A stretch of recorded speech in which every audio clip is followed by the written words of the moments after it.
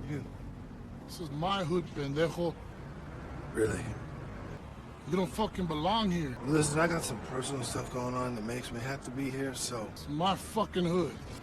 Why don't you take your lively, chubby ass and get the fuck off my car?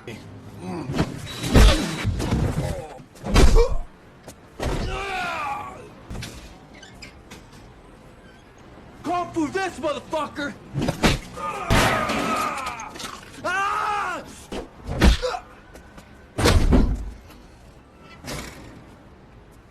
Run, nigga, run, run, run! Come on! They're going nowhere! Blow this fucking ass down! Get it, get it! Where you going, nigga? Huh? Here. We're gonna have a lot of fun with you now, baby. Keep moving, white boy! You stupid motherfucker. Didn't you hear me, white boy?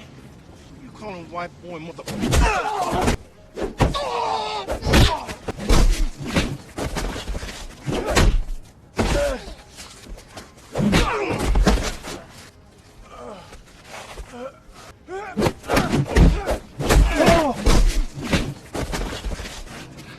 Gary! Let's go! In the opening scene, we are introduced to Max Ballister, an honest police officer who is extremely dedicated to his job. Max and his wife, Linda, currently live in Los Angeles, a city known for its high crime rate. While on his way to work, Max witnesses two corrupt police officers detaining two cartel members. The crooked police officers seize evidence in the shape of ready-to-distribute narcotics packets. However, someone else receives the evidence instead of the investigators. Max, who observes this, instantly takes a photograph to use as evidence against the two corrupt police officers. Unfortunately, the two crooked officers catch Max photographing their deeds and force him to flee the scene. That night, Max looks over the images he took earlier in the day, which show the two corrupt police officers handing over the drug package proof to someone in a car. Unfortunately, he is unable to determine the identity of the drug delivery receiver because only the man's hands are visible.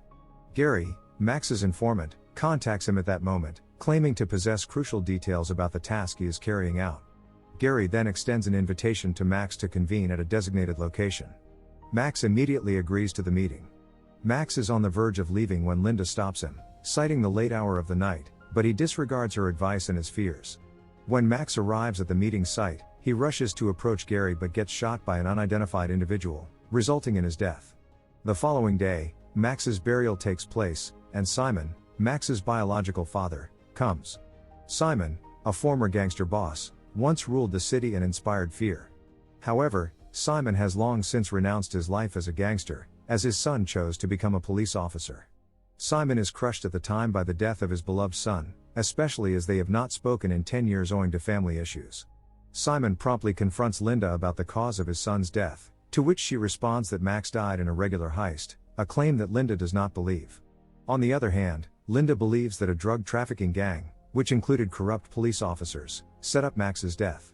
Simon, who is unable to accept his son's murder, plans to carry out a revenge expedition. As a result, Simon decides to stay in the city temporarily. Simon then takes a lease on a house belonging to a woman named Alice. After seeing the room he would occupy, Simon returns to his car to retrieve his luggage.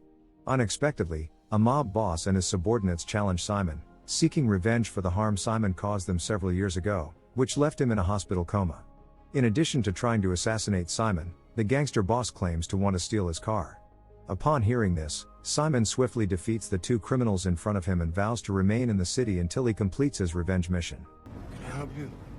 This is my hood, pendejo. Really? You don't fucking belong here. Listen, I got some personal stuff going on that makes me have to be here, so... It's my fucking hood. Why don't you take your lively, chubby ass and get the fuck off my car?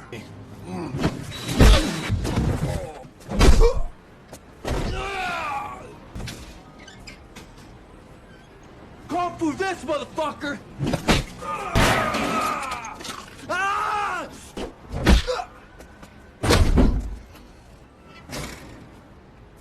That night, Simon examines the case file that Max was handling in search of evidence concerning his son's murderer. Inside the file, Simon discovers a business card for an investigator named Frank Shaw. The next morning, Simon rushes straight to the police station to visit Frank and inquire about the status of Max's death investigation. Frank adds that he has not yet located the offender, but he promises to conduct a thorough investigation into Max's murder. Simon then asks Frank if he knows or has ever met Max in person. Frank then says that he has only been on duty in Los Angeles for a week, so he has not had the opportunity to get to know or meet Max. After hearing this explanation, Simon begins to assume Frank is involved in Max's killing. Furthermore, Simon discovers that Frank lied when he claimed not to know his son, despite the fact that Max had saved his business card and phone number. Nonetheless, Simon does not want to act hastily without more evidence of Frank's involvement. When night strikes, Gary approaches Simon and claims to be an informant for Max. Gary recognizes Simon as a former gangster lord who previously commanded power in Los Angeles. Simon's harshness in the past earned him the nickname the Brave One. Gary then reveals that he intended to see Max on the night of his death, but an unknown assailant shot him instead. In light of this testimony, Simon requests Gary's help in identifying the individuals accountable for his son's death. Strangely, Gary refuses to assist Simon because he is frightened of suffering the same fate as Max. A crew of criminals attacks Simon shortly after Gary leaves. Simon, on the other hand, has the experience of a former mob boss and can easily overcome anyone who assaults him.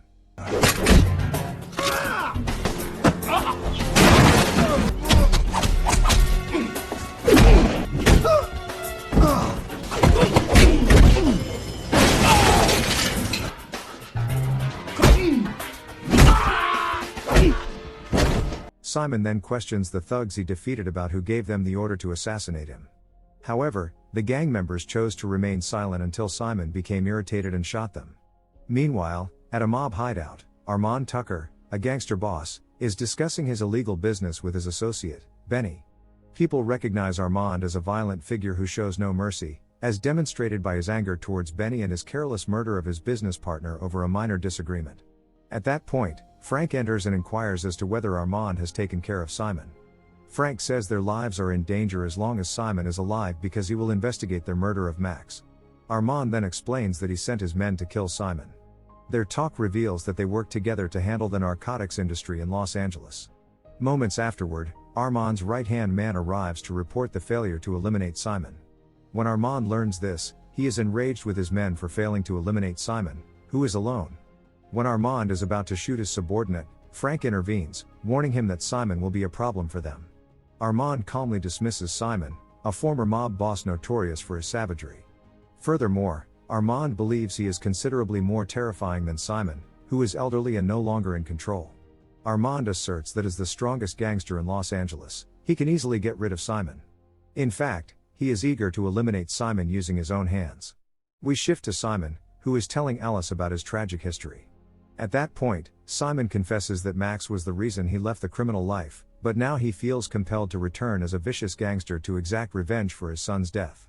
The next day, Simon meets with Gary again, believing that Gary knows who killed his son. Furthermore, Simon states that he is willing to pay any amount as long as Gary agrees to help him.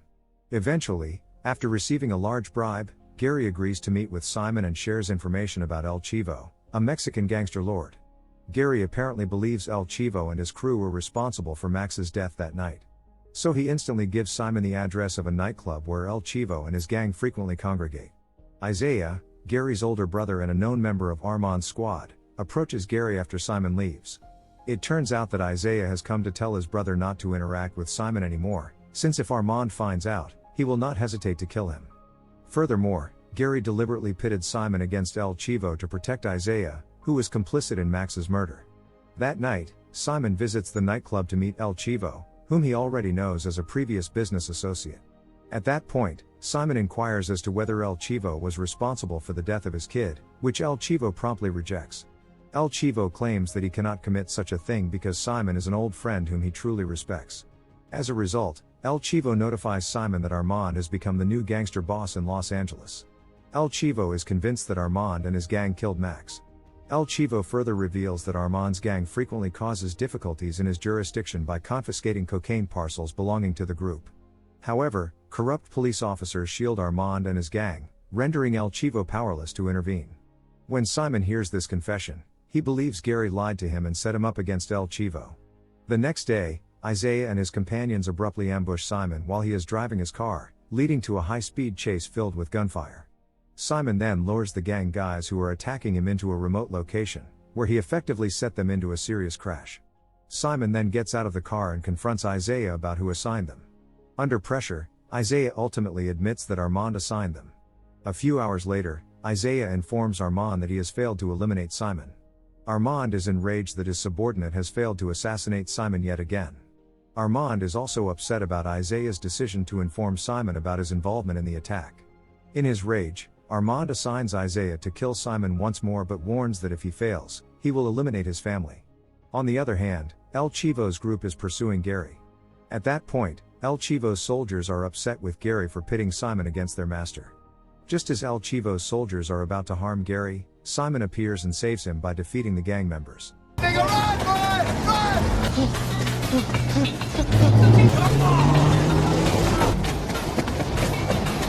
They're going nowhere! Blow his fucking ass out! Get it, get it! Where you going, nigga? Huh? Here. We're gonna have a lot of fun with you now, baby. Keep moving, white boy! You stupid motherfucker. Didn't you hear me, white boy? You call him white boy, motherfucker.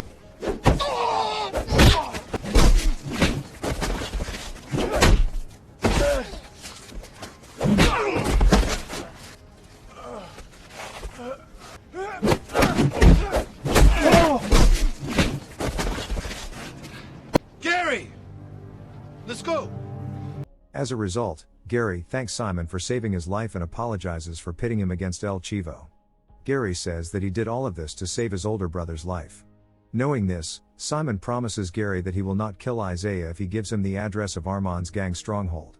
Regardless, Gary refuses and walks away from Simon. Unexpectedly, Simon conceals a tracking device in Gary's bag.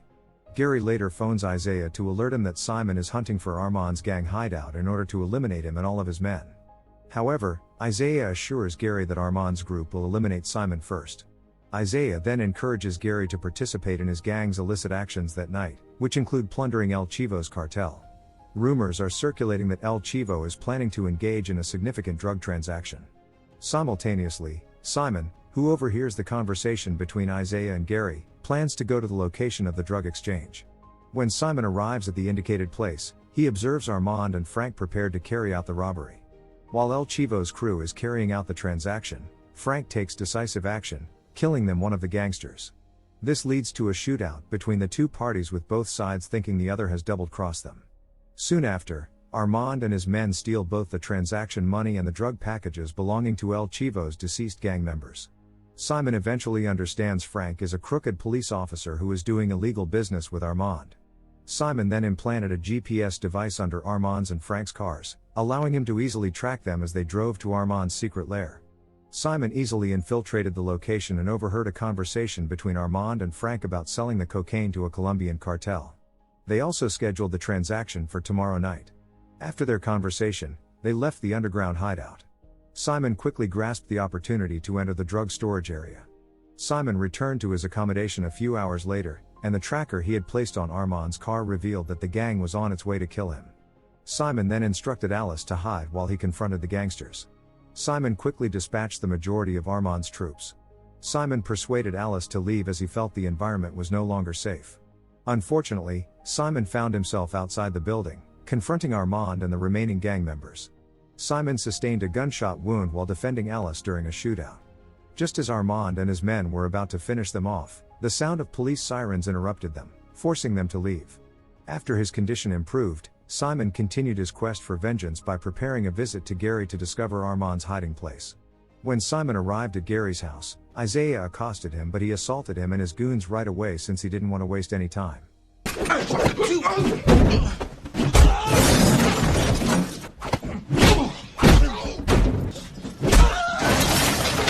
Simon then compelled Gary to discuss Max's death.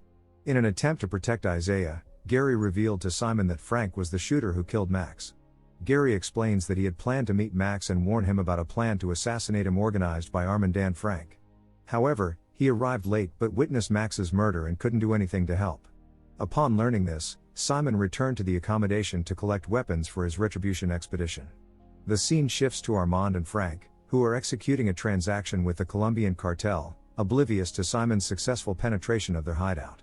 As a result, the transaction failed since Simon had already switched all of the medication packages Armand had stored with baking flour.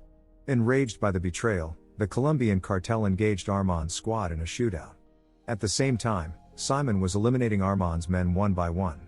The gunfight claimed the lives of members of the Colombian cartel and Armand's crew, leaving only Armand and Frank. Furthermore, when Frank ran out of ammunition, he forced a duel with Simon, who easily defeated the corrupt detective. Armand suddenly intervenes the fight but Simon finishes Frank regardless. Simon then quickly disarms Armand but then decides to spare him since he had avenged Max's death already. Simon then walks out of the mobster hideout, choosing to lay low once again. Thanks for watching. If you are new, don't forget to subscribe for more of these recaps. Until next time, have a nice day.